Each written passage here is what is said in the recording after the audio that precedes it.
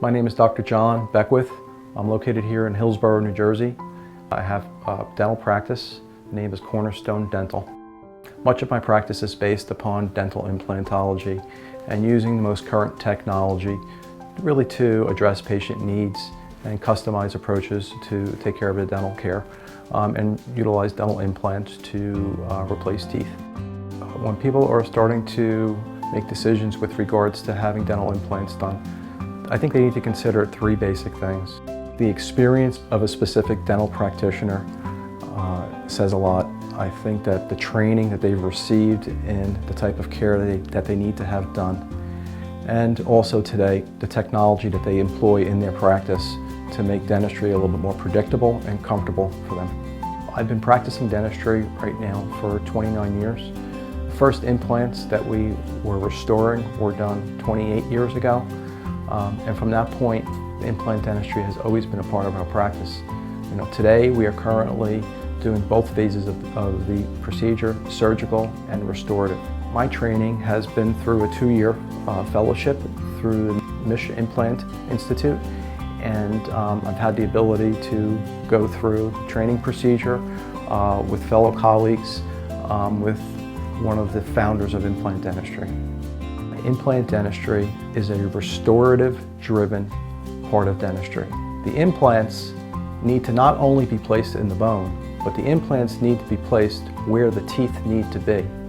And when we talk about where the teeth need to be, very often the bone's not there. So it's very easy to make a compromise and not put the implant where the tooth has to exactly be. And if you're not a restorative dentist or don't realize that, very often the restorations or the final results often are compromised because of that. So I think when we start to what I call engineer our cases, we start to plan them out accordingly, and we start exactly where a tooth needs to be. We place the bone if there is not adequate bone for the implant to be placed there, and then we subsequently place the implant in the correct position. Typically, patients will come in for implant consultation. Depending upon their needs at that particular time, we would use the CAT scan that we have in the office here. Cone beam technology enables us to take a 3D image of someone's tooth or area where we want to replace a tooth and bring it up on a computer and be able to take accurate measurements, identify vital structures, and also begin case selection of how to replace a specific tooth.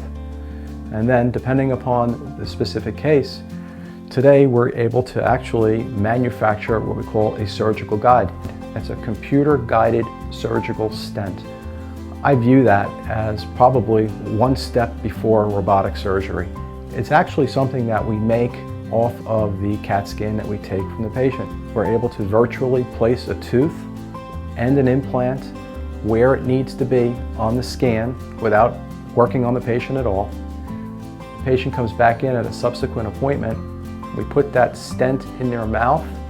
The stent has an exact spot, hole in the stent where that implant needs to go. What does that mean for the patient? It means they leave here, they have an implant done, it's placed in their mouth, and they don't even have a stitch placed. Predictability, patient comfort, it doesn't get any better. But the studies show that we have 96 to 98% success rates for 5 years and more. That being said, many of the patients who have dental implants today have had them for 20 and 30 years.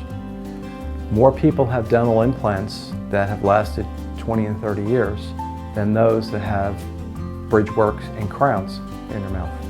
Those generally will fail for other reasons. I think it's important for a dentist to have proper training with these procedures. And I don't think that taking a specific weekend course through a specific dental manufacturer is the same as a dentist who has placed thousands of implants, restored thousands of implants, and has been doing them for 25 years or more. I would like to have every opportunity to be able to treat the patients who require treatment. I've spent a lifetime doing these procedures with patients, and I thoroughly enjoy helping them. I often try to find a way to address their needs, work within their means, and provide a long-term economical solution for them.